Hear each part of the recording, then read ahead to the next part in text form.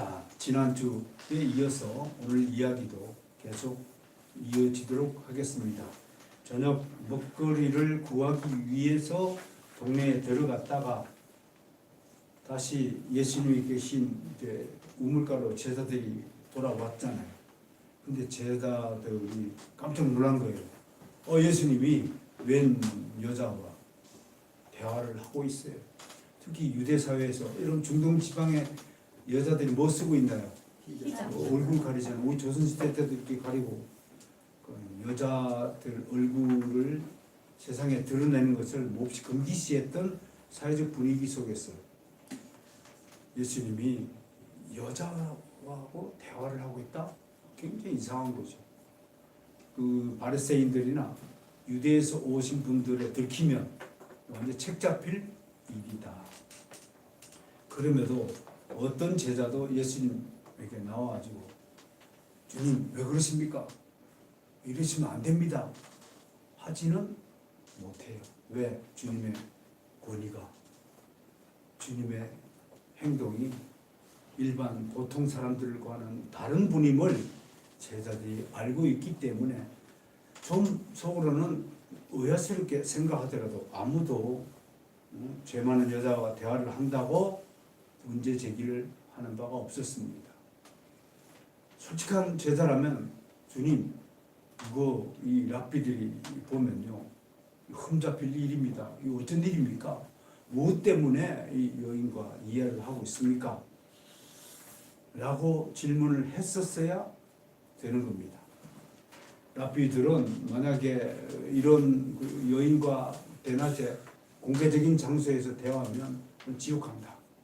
그것이 유대사회에 당시 예수님이 사셨던 유대사회에 일어났던 일이었다라고 이야기합니다. 그러나 우리는 여기서 제자들의 관점에 대해서 한번 살펴볼 필요가 있습니다. 만약 이 제자들이 겉으로 드러난 장면에만 관심을 두지 않고 진짜 이 여인이 주님을 만난 것이 얼마나 복된 일인가를 생각하고 이 여인이 주님을 만남으로써 거듭났겠구나, 거듭날 수 있겠구나 하는 희망적인 관점을 바라보았다면 아무도 제자들이 예수님의 행동에 대해서 이의를 제기하지 않을 거예요. 여러분들도 저를 바라보실 때 저를 온전히 이해할 수 있는 유일한 비결이 뭘까? 라고 생각한다면 리폼드 센터와 텐미션의 소명을 생각한다면 제가 하는 행동, 제가 하는 말 한마디 한마디가 다 이해가 되지 않을까 싶어서 주님의 마음을 대신 한번 전달해 보고자 하는 것입니다. 여러분들의 관점에서, 세상적인 관점에서 여지껏 살아왔던 경험적인 것을 바탕으로 어떤 한 사람의 하나님의 일을 이야기하자면 한도 끝도 없이 오해될 것들이 충분하다고 할 것입니다. 만약에 제자들에게 이러한 하나님의 관점이 있었더라면 하는 아쉬움이 오늘 이 기록의 이 장면에서 보여지는 겁니다. 아쉽지만 27절의 기록에 따르면 제자들은 여인의 중생보다도 주님이 사회적 관습을 어기고 있는 그 상태를 차마 입에 담지 못하고 쩔쩔매고 있을 뿐입니다. 이렇게 하나의 관점을 놓고 볼 때에 여러분 처음부터 부정적인 관점을 가진 사람들이 있다.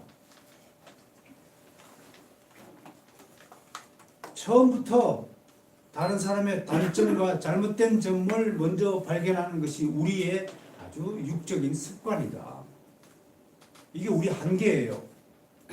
그러나 우리는 부단히 노력해야 됩니다. 우리의 눈을 고쳐야 합니다. 부정적인 눈을 거두고 관점을 거두고 다른 사람의 단점을 먼저 발견하기보다도 다른 사람의 장점, 그 안에 숨겨진 내재된 의미를 발굴하고 발견하는데 우리의 노력을 다해야 할 것입니다. 이렇게 제자들처럼 겉으로 드러난 일을 먼저 보고 좀 이상하다라고 생각할 것이 아니라 뭔가 주님의 다른 의도와 계획과 뜻이 있겠지 하는 하나님의 관점을 가지도록 우리는 부단히 노력해야 합니다. 성경의 관점은 제자들과 다르기 때문에 그렇습니다. 성경에서 중요한 것은 주님과 여인이 사회적 관습을 어기고 대화한다는 것에 있는 것이 아니라 그 여인이 거듭났다는 것을 증언하는 이 성경의 관점이고 성경을 통해서 하나님이 우리에게 말씀하고자 하는 것입니다. 이것이 하나님과 우인의 관점의 차이가 될 것입니다. 어쨌든 그녀는 복음서에서 나타난 최초의 거듭난 신뢰입니다. 학식이 높기로 유명한 니고데모가 예수님을 밤에 찾아왔잖아요. 근데 성경은 아무리 밤에 찾아와가지고 예수님에게 궁금한 것을 질문한다 할지라도 예수님 만났다고 할지라도 니고데모가 그 순간 거듭났다라고는 증언하지 않고 있음을 우리는 분명히 인식해야 됩니다. 그에 대한 기록은 요한복음 7장과 19장에 가서야 다시 등장하는데 우리는 이때쯤 니고데모가 거듭났을 수 있을 것이라고 추정할 수 있습니다. 그러나 시기적으로 보면 니고데모는 이 사마리아 우물가에 있는 여인보다 거듭남이 앞선 것이 아니라고 할 것입니다. 그러므로 이 여인이 얼마나 복된 여인입니까? 성경에 거듭난 최초의 신뢰를 우리에게 제공하고 있는 장본인이다라는 복을 받은 것입니다. 이를 통해서 우리는 많이 배운 사람이라 하여서 반드시 빨리 거듭나서 주님을 알고 믿는 것이 아니라는 것을 알게 됩니다. 또 하나 검토할 사항은 거듭나는 과정에서 니고데모는 열정을 가지고 주님을 찾아갔지만 정작 회심을 적극적으로 하지 못한 반면에 여인은 자신이 주님을 먼저 찾은 것이 아니라 주님이 먼저 찾아오셔서 거듭나게 하였다는 사실입니다. 이것이 바로 불가항력적인 은혜라는 교리로 설명되는 것입니다. 우리가 먼저 하나님을 사랑하는 것이 아니고 하나님이 우리를 먼저 사랑해 주셨다는 성경의 기록을 기억하십니까? 우리가 구원을 위하여 노력한 것이 아니라 우리가 영원 전에 하나님의 자녀로 택함을 입었기 때문에 하나님께서 구원의 은혜를 우리에게 베풀어 주신 결과 우리가 주님을 알고 믿게 되었다는 것입니다. 이것이 니고데모와 여인의 차이가 될 것입니다. 니고데는 자기가 구원을 받고 싶어서 찾아갔지만 구원의 은혜를 입지 못하였습니다. 여인은 구원받고 싶은 생각도 없었고 구원이 무엇인지도 모르는 상태에 있었지만 하나님의 택한 백성으로서 주님께서 찾아오셔서 구원의 은혜의 선물을 주셨다고 하는 것입니다. 니고데모는 거듭남에 대해서 주님의 위대한 설교를 들었습니다. 그러나 개인적으로 신앙 고백을 한 적이 없습니다. 그러나 사마리아 여인의 경우는 니고데모와 다릅니다. 그녀는 구원에 대해 몰랐고 구원을 받고 싶다고 애원하지도 않았죠. 우물가로 찾아온 주님과 대화를 나누고 싶지도 않았습니다. 자꾸 다른 주제를 옮겨가고 다른 대화를 하고 싶어 했죠. 그럼에도 그녀는 주님의 의에 거듭났고 그분이 그리스도임을 알게 되었습니다. 이보다 더 놀라운 은혜가 어디 있습니까? 오늘 우리 하람이가 우리 교회를 방문했네요. 2년 만에 방문입니다. 우리 하람이가 우리 교회를 방문할 줄 몰랐을 것입니다. 그런데 주님은 우리 하람이를 은혜로 이곳으로 인도해 줄 믿으시길 바랍니다. 아멘. 저 친구는 속으로 언제 끝나나 속으로 내가리고 있겠지만 하나님의 은혜의 장중에 잡힌다 분명히 바라면은 끝까지 60분 설교를 들어야 되는 운명에 처하는 것입니다. 이것이 은혜라는 사실을 뒤늦게 우리 하람이가 깨달을 날이 있을 것입니다. 여인은 거듭났습니다. 그리스도의 말씀의 결과로 그녀는 주님이 구약 성경이 예고했던 바로 메시아이신 그리스도이심을 알게 되었습니다. 여러분 여인이 이게 만약에 학식이 있고 지적인 성숙도가 있었다면 다른 방식으로 내가 그리스도라는 사실을 알게 하셨을 것이에요. 그러나 여인은 학식도 없고 가진 것도 없고 천하에 불쌍한 사람입니다. 그래서 택한 것이 기적적인 방식이에요. 여인의 사정, 속사정을 다 꿰뚫고 있다는 사실을 통해서 깜짝 놀라게 하신 것입니다.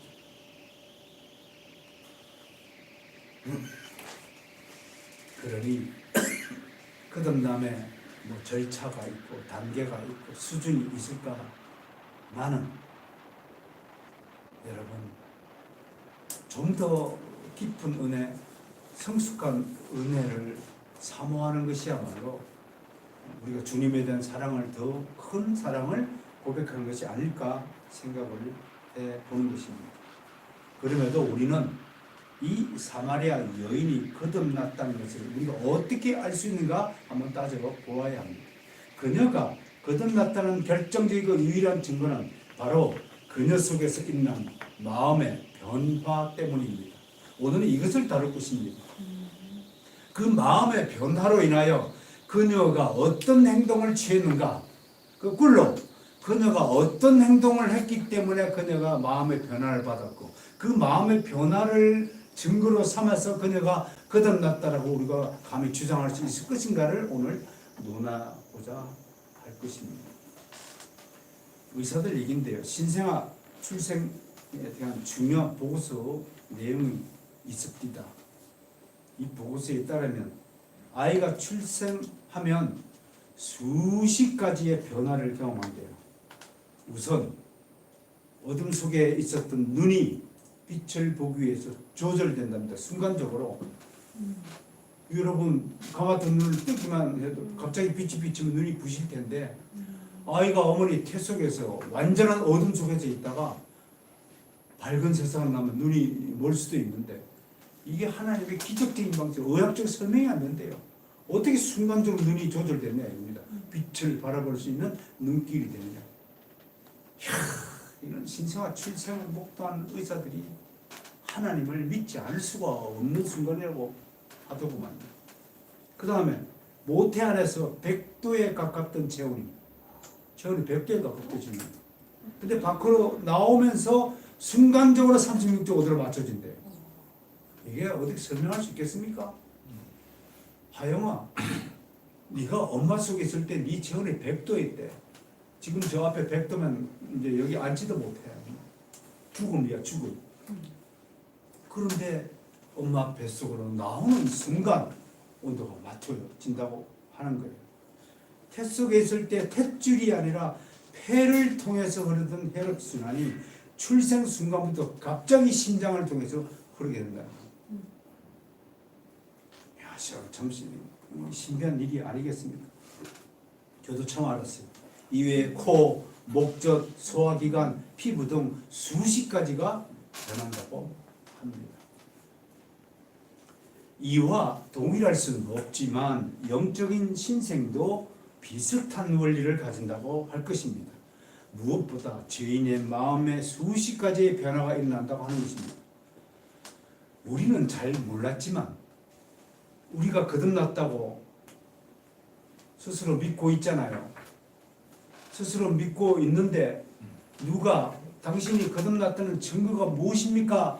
라고 묻는다면 눈에 보이는 증거는 없지만 그럼에도 우리가 교리적으로 신학적으로 내가 거듭났다는 것을 말할 수 있는 근거가 뭐냐 하는 것을 지금 여러분에게 설명하고자 하는 것입니다. 이러한 사실들을 잘 숙지하여서 정말 예수를 믿지 못하고 아직도 영접하지 못한 분들에게 구원을 받았을 때에 거듭남의 체험을 했는데 이런 체험들이 얼마나 귀하고 좋은 것인가를 설명할 수 있기를 원합니다. 종합적으로 표현하자면 우리는 거듭날 때 지정의라는 인격체의 3요소의 전격적이고 결정적인 변화가 일어난다고 할 것입니다. 예를 들어보죠. 우리 이걸 회심이라고 말하는데 이 회심을 통해 죄인이 신자가 되는 즉시 눈이 달라진다고 할 것입니다. 맞는 말인지 안 맞는 말인지 모르지만 제가 아마 뚜렷하게 회심했을 때 꽃 색깔이 다르다는 것을 느꼈어요. 풍경이 달라 보여요. 그게 아마 눈이 좀 달라진 결과가 아닐까 한번 추정을 해봅니다. 뭐 각자의 경험은 다 다른 것이니까요. 그 다음에 의식이 달라져요. 갑자기 하나님 나라가 생각이 나요. 이 나라가 목적이 아니라 하나님 나라가 우리 인생의 목적이라는 것을 깨닫게 돼요. 그리고 지식이 달라져요. 세상 지식이 아니라 이제는 성경에 대한 지식을 채우기 위해서 시간이 아깝고 얼른 집에 돌아가서 술자리를 벗어나서 얼른 집으로 돌아가서 성경을 읽고 싶은 생각이 드는 거예요. 그러니까 성경을 공부하다 보니까 가치관이 달라진 거예요. 한 사람을 평가하는 것도 이제는 주님의 눈을 가지고 주님의 가치관을 가지고 그 사람의 품격을 논하게 되고 가치를 논하게 되는 거예요. 어머, 아이고 이상하게 생겼다. 그런 마음이 눈이 달라지고 참말로 특별하게 생겼다로 바꾸어지는 거예요. 같은 말인 것 같지만 전혀 다른 차원이에요. 전에는 좋은 차 끌고 다니고 막 보석 치렁치렁 하고 다니면 이제는 귀걸이하고 목걸이하고 막 온 손가락에다가 반지를 한 사람은 옛날에는 아이고 복을 많이 받았다 참 귀부인답다 라고 생각하는 것들이 참 저속하다. 그런 생각이 바뀌어지는 거예요. 하나님 나라에 불필요한 것들을 들고 다니니까 그런 가치관이 바뀌어지는 거예요. 전에는 세상에서 돈 많이 벌고 재물이 얼마이고 목표가 좋은 집 구하고 잘 먹고 잘 살고 하는 것들이 인생의 목적이었다면 이제는 나를 불러신 목적이 뭘까? 도대체가 나를 통해서 하시고자 하는 하나님의 뜻과 계획이 무엇일까에 온통 관심이 집중되더라 라는 것을 말씀을 드립니다. 그것을 소명이라고 이야기합니다. 소명의 발견이야말로 인생 최대의 업적이다 라는 말을 청교도들, 선조들이 그렇게 이야기하는 겁니다. 여러분들의 소명이 무엇일까요? 늘 하나님께 물어보셔야 됩니다. 만약에 리폼드 센터와 템미션 사역에 동참하는 것이 여러분들에게 주어진 소명이 아니라면 결단하셔야 됩니다. 이 교회에 함께 할 필요, 가치, 뭐 어떻든 생각해 보셔야 됩니다. 그러나 소명을 함께 받고 주어졌기 때문에 여러분들이 지금 이 템미션을 놓고 기도하고 혼연일체가 된 줄로 저는 굳게 믿고 있음을 고백합니다. 할렐루야. 여러분들에게 그 소명의 축복이 함께 주어졌고 그 소명으로 말미암아 여러분들에게 돌려주는 하늘에 속한 모든 신령한 복이 올바르게 적당하게 공평하게 주어질 줄로 믿는 것입니다. 특별히 어린아이가 태어날 때 제일 먼저 행하는 일이 응애 하고 터뜨리는 울음이듯이 신성한 죄인도 같은 차원에서 영적인 비명소리를 지른다고 합니다. 그 영적인 비명소리가 무엇일까요? 그것은 경이로움에 대한 감격의 소리입니다. 아멘, 아멘 소리가 절로 터져 나오는 것입니다. 이것은 새로운 세상의 발견에 대한 경탄의 울음소리입니다. 그래서 우는 겁니다. 신생아도 태어나서 응애하고 울고 한 사람의 죄인이 회심하는 그 순간에 울게 되는 것입니다. 저도 울었습니다. 눈물을 한 바퀴서나 흘렸습니다. 왜인지 모르지만 성령께서 눈물을 나게 하였습니다. 여러분들이 뭔가 깨달았을 때, 죄에서 돌이켜 주실 때, 여러분 잘못을 인정할 때 지금도 아마 성령님께서 눈물을 흘리게 하시리라고 믿습니다. 이 울음으로 어린아이와 한 사람의 죄인의 인생이 전혀 다른 차원으로 변화하고 승화하는 것입니다. 이것이 바로 거듭났다는 결정적인 증거입니다. 여러분 거듭났습니까? 여러분들이 거듭났다는 것에 대해서 마음의 변화가 결정적이고 절대적인 변화가 일어났다고 믿습니까? 여러분들이 주의 날을 기억하고 주 앞에 오늘도 나와서 예배하는 것이야말로 여러분들의 마음에 결정적이고 절대적이고 영구적인 변화가 일어났기 때문에 가능하다는 사실을 믿으시기를 바랍니다. 할렐루야. 그런 여러분들을 주의 이름으로 정말 축복합니다. 주님을 만나 생명의 말씀을 듣고 거듭난 이 여인이 다음 행동이 무엇입니까? 28절을 보세요. 먼저 그녀는 물동이를 버렸습니다. 물동이가 이 여인에게 어떤 도구였을까요? 물동이는 목마른 그녀에게 물을 제공하는 중요한 도구입니다. 물동이가 없으면 그녀는 물을 빌어 집으로 가져가지 못합니다. 집에 물이 없다면 살림살이를 할 수 없습니다. 주님을 만나기 전까지 물동이는 그녀에게 가장 중요한 생계의 도구였습니다. 근데 그 생계의 도구를 탁 거듭나는 순간 버렸다. 이게 굉장히 중생에 있어서 교리적으로 신학적으로 중요한 요소입니다. 거듭난 사람은 이제 생계 따위는 걱정하지 않는 겁니다. 생계 따위는 주님께서 내가 너 먹이고 재우고 입히겠다. 너는 나의 뜻을 행하라. 무엇을 먹을까 무엇을 마실까 염려하지 마라 라고 주님이 명령하신 것입니다. 그래서 물동이를 탁 집어 던질 수 있는 것입니다. 여기서 제임스 몽고메리 보이스의 좋은 해석을 소개합니다. 여자가 물동이를 버려두고 동네로 들어갔다는 사실에 대해 한 가지 차원에서 매우 중요하다고 해석했는데요. 이 이야기는 목격자에 의해 쓰여졌다는 결정적인 증거가 된다는 것입니다. 목격자가 아니면 이렇게 하나의 사건에 대해서 정확한 사실을 구체적으로 기록하지 못하기 때문이라고 설명합니다. 저도 동의합니다. 요한복음에는 이렇게 목격자가 아니면 목격한 것을 기록한 것이 아니라면 누구한테 듣고 한 것이 아니라 직접 이 사실을 목격한 사람만이 기록할 수 있는 내용들이 있습니다. 제1장 세례 요한의 두 제자가 낮에 몇 시에 와서 예수님과 함께 밤까지 있게 되었는가를 정확하게 기록합니다. 목격자가 아니면 시간대를 기록할 수 없습니다. 목격자가 아니면 직접 체험자가 아니면 언제 미국을 방문했는지 언제 영국을 방문했는지 기억하지 못합니다. 그러나 목격자들은 정확하게 기억합니다. 두 번째, 사장을 보십시오. 니고데모가 언제 찾아왔다고요? 밤에 몰래 찾아. 시간대를 정확하게 기록한 것은 목격자가 아니면 불가한 기록이라고 할 것입니다. 그리고 그 대화 내용을 상세하게 기록하고 있습니다. 이건 반드시 목격자가 기록한 것입니다. 사도 요한이 예수님 옆에 있다가 보고 듣고 한 것을 기록한 것임이 틀림없다는 것입니다. 이런 것들을 소설로 쓸 수는 없다고 할 것입니다. 가룟 유다가 자기 선생을 배반하기 위해 다락방을 떠날 때가 밤이었다고 보고합니다.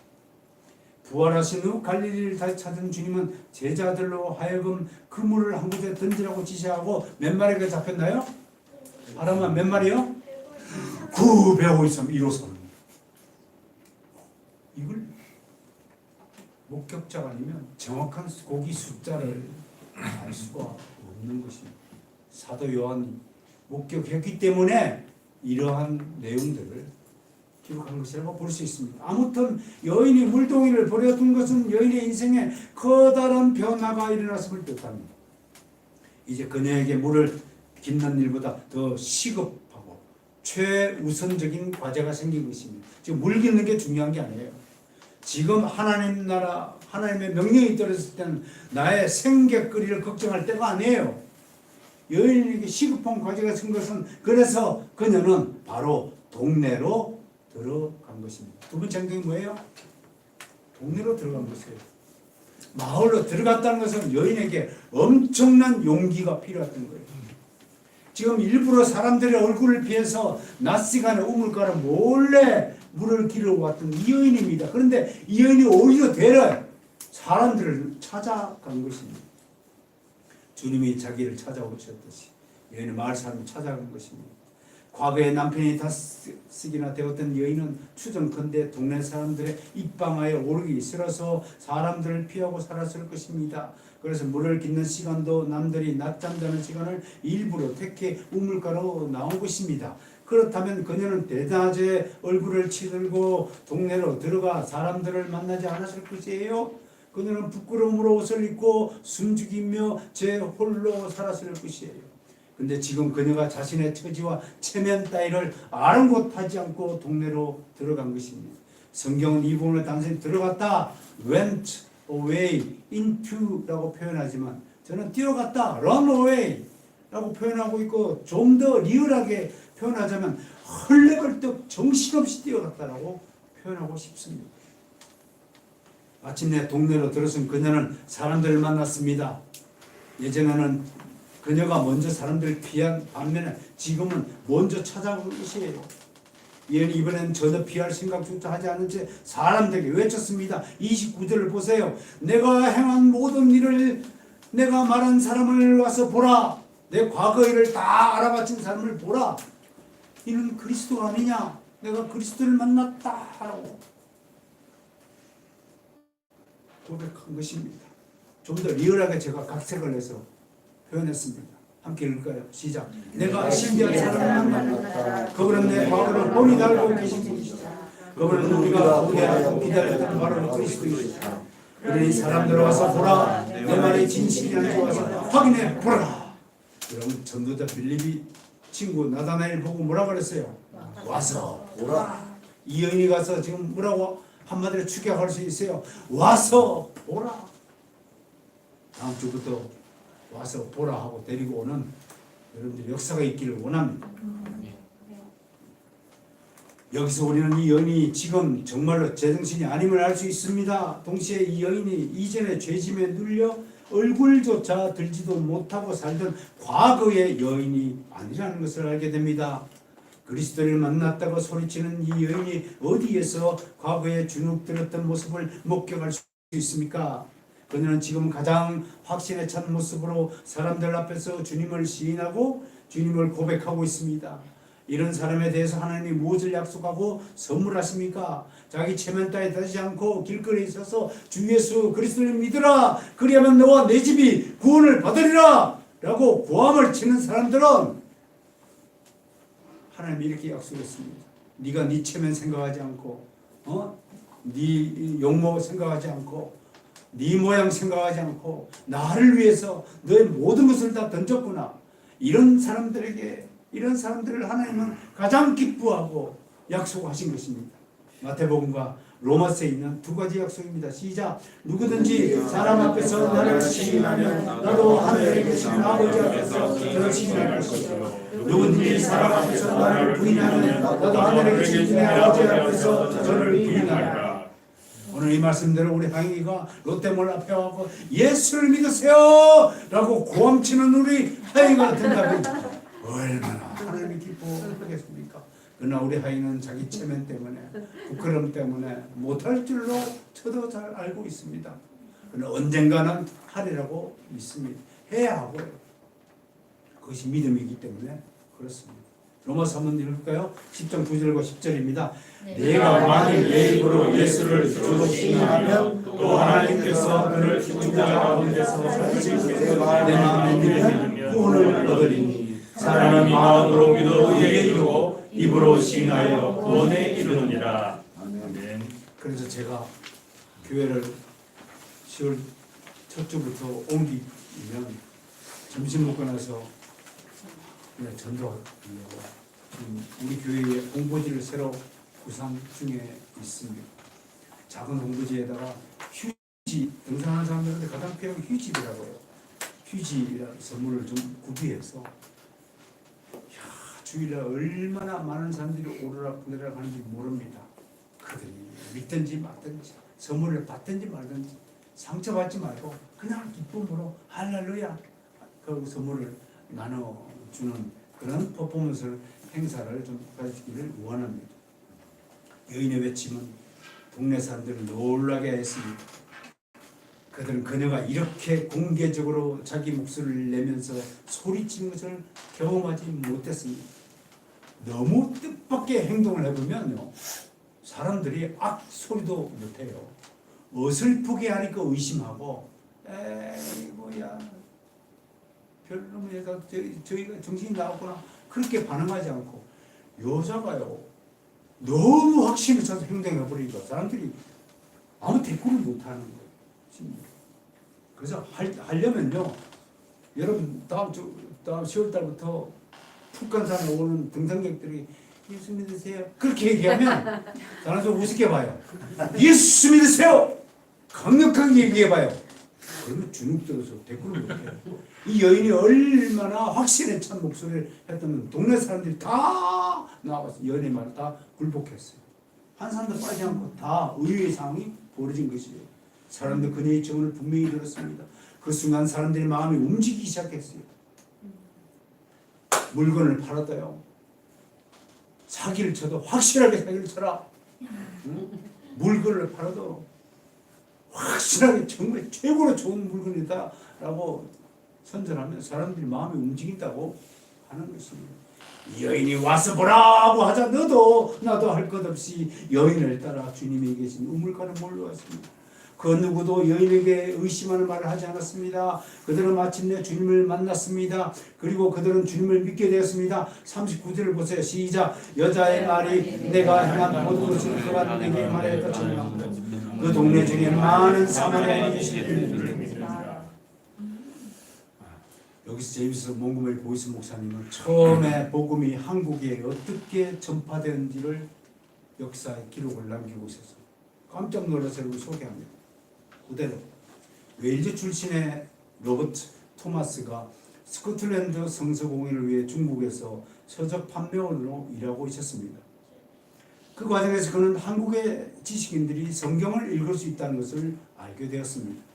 주님은 그를 강권하여 제널 서먼이라는 미국 배를 타고 북쪽에서 가장 큰 도시인 평양으로 출항했습니다. 그러나 그 배가 평양에 가까이 이르렀을 때 미국 배의 승무원과 한국의 해안 경비대 간에 치열한 전투가 벌어졌습니다. 그 결과 배가 불탔습니다. 배에 타고 있던 승객들 모두가 죽었습니다. 그때 토마스는 있는 힘을 다해 해변가로 다다라 물에서 비틀거리며 성경책을 한나람 안고 있다가 자기를 죽이려는 경비대원들에게 책을 던졌습니다. 1866년에 일어났던 이 사건으로 복음이 처음으로 한국 땅에 도착한 것입니다.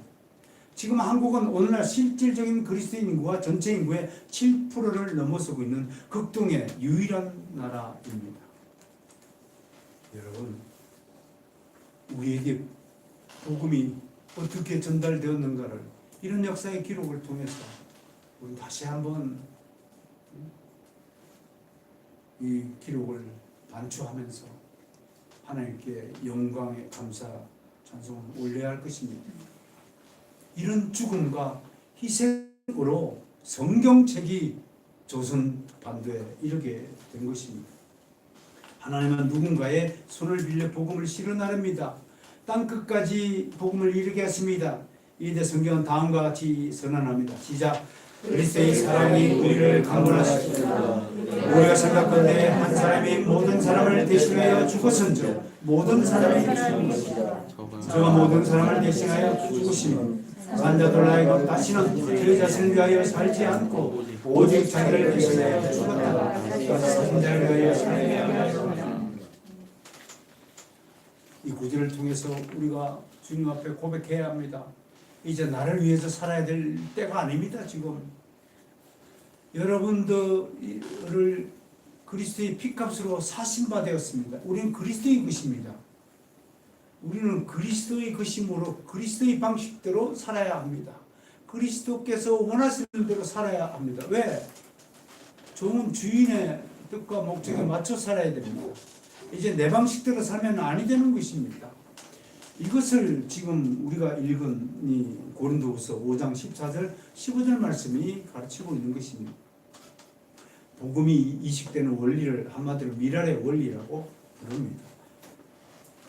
여기 두 가지 요소가 있어요. 하나의 미랄이 땅에 떨어진다라는 것과 두 번째 떨어져서 그대로 있는 것이 아니라 떨어져 죽어야만 열매를 맺는다.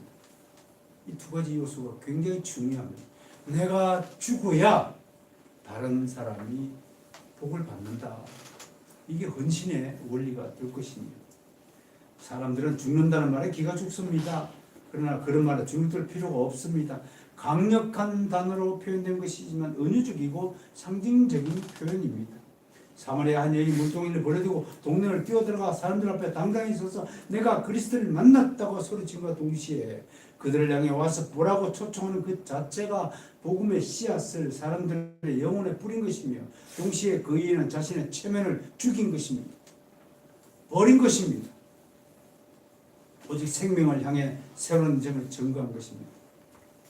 마지막으로 몽고메리 보이스 목사는 오늘 본문에 나타난 가르침 중에서 특별히 기억해야 할 것이 있다고 합니다. 그것은 C로 시작되는 세 위대한 낱말이 있다는 것입니다. 이 낱말들은 그녀가 중생했다는 사실을 증거한다고 잘 정리해 두고 있습니다. 오늘 사마리아 여인이 중생했다는 증거가 뭐 있냐고요? 세 가지 C로 답을 할 수 있다.